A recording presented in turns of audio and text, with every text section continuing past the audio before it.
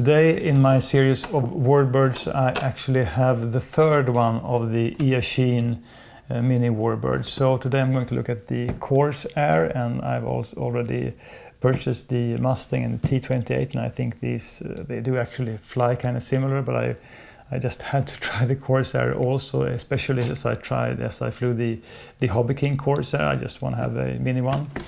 So I mean, when you purchase this, it's a ready to fly kit, so it does come with everything. The airplane is actually fully assembled inside, and on the other side of the box you have the transmitter and an extra spare prop, and the charger, and actually also landing wheels and a screw. So just to, it's so uncomplicated, this RC airplane actually, and it's so durable, and I don't think it will win any awards for the design, but it looks nice nevertheless. I think the landing gears are kind of rubbish, so I will never use them. I only just hand launch it and I let it belly land.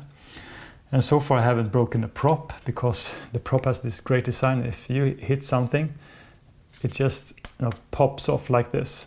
So the only problem is actually to find the prop when it pops off.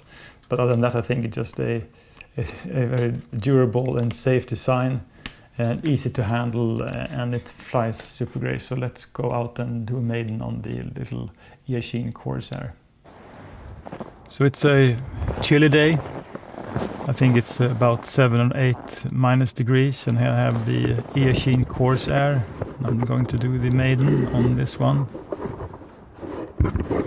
So actually really cold, and I won't make this flight for 40 minutes. I will just try to make it like 5 or 6 minutes. I'm using my Radiomaster TX16S also, as I believe it's a much better controller. So just checking everything, and off we go.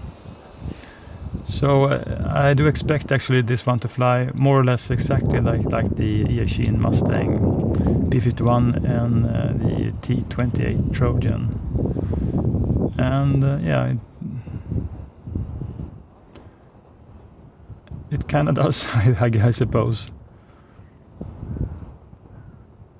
I'm always surprised that actually when you fly them, they are so tiny, only 400 millimeter wingspan, that you actually can tell orientations so well on them. And of course, when you do fly warbirds, I like to keep the speed up somehow. But I don't think these are actually prone to any tip stall or stalling, because they are so small and so light. So they just want to fly by themselves almost.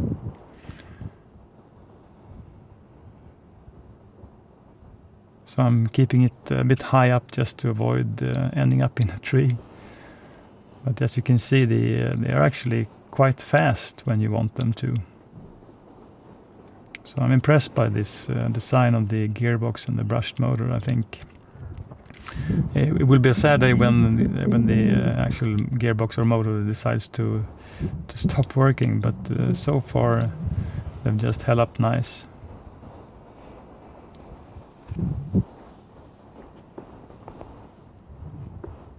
And I'm not going to do anything fancy today, so it's more or less just right and left turns and checking out if it does actually glide and work like the other Eachine warbirds, and it certainly does. Doesn't feel to be anything different than the other ones.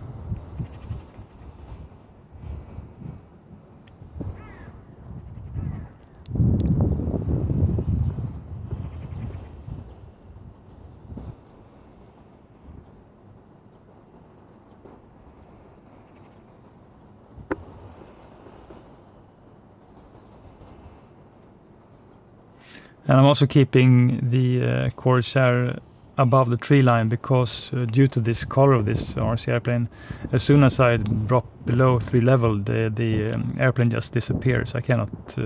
It's difficult for me to see it, and the camera is near impossible to actually see where it is. So that's why I'm keeping it above the tree level.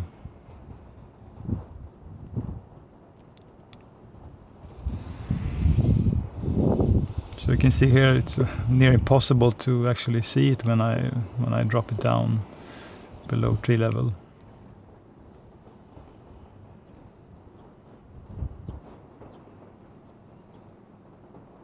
And it is actually a bit windy today, so not dead calm, but nothing difficult. And so far I haven't actually experienced that the wind influenced this Eachine warbird that much. So I've flown in quite a bit of wind, and they seem to not care too much about if there is a bit more wind.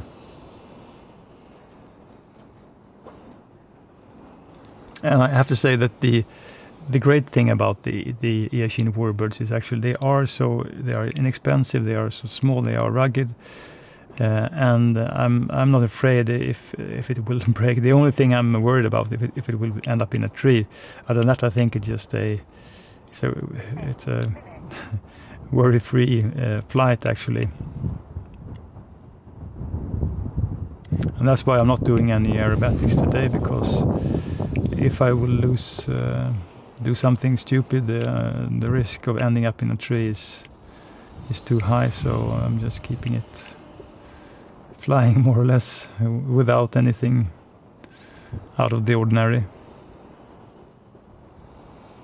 But as you can see, I mean, the speed is really nice. You can just go full throttle and it goes really fast, and especially for the size.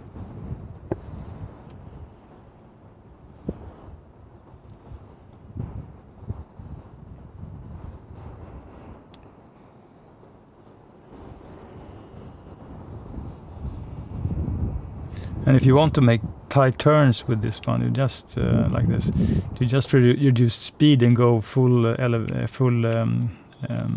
rudder and aileron. It just turns on a dime. So of course, if you go full speed and you turn, the turns will be wider. But it's actually really easy to do a really tight turn.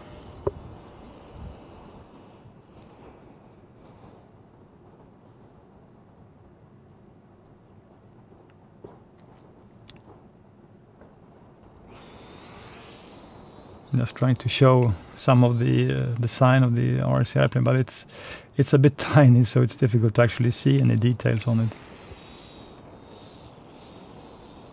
And to me, at least, I think the Mustang P51D has a much nicer silhouette than because the inverted gull wing on this one is not too pronounced, so it doesn't really matter which of these three you actually purchase.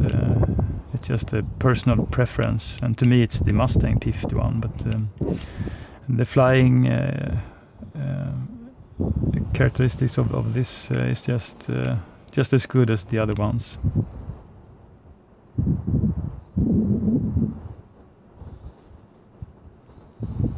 And slow flight is really good also.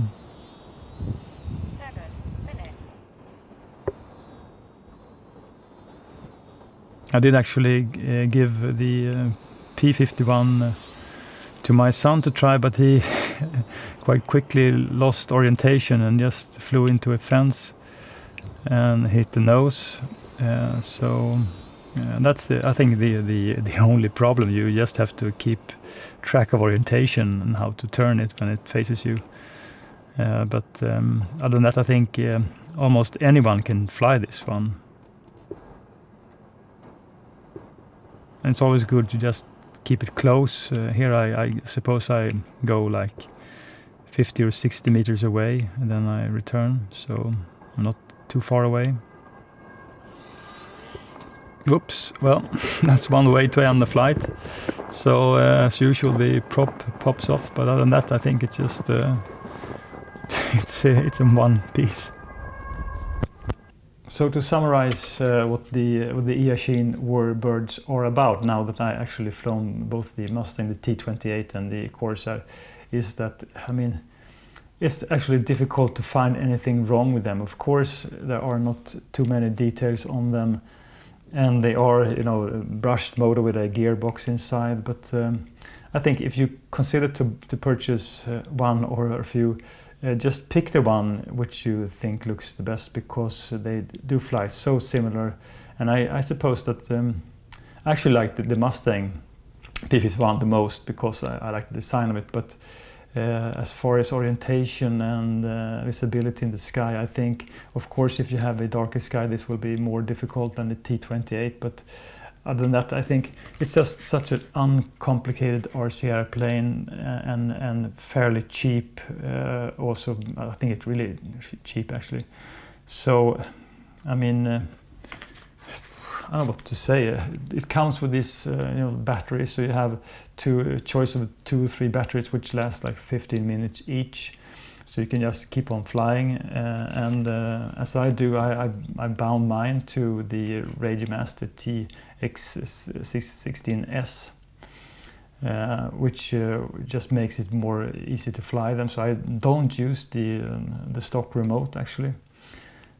So that's of course add to the cost, but you can certainly do it with the included remote. And I think it doesn't really matter which mode you actually fly them in. So if you do it in the beginner or intermediate or expert mode, they just fly equally great. And I mean, I hope just that this gearbox and this one will last a long time, because I think it's super nice. And I actually also hope for Eachine to make more kind of scale looking RC plane. I know that they have like kind of jet RC airplane, but I would like to see them do even more, because everything on them is actually just super nice. I think if you consider to purchase one, just pick the one which you think looks the best, and you will be rewarded with one great RC airplane. And if you're a kid, I think they are just perfect, the first plane, because you can actually go kind of slow, and you can grow with it to do all the aerobatics. And I think even though it does actually have a gearbox inside and a brushed motor, I think that the speed is actually super nice.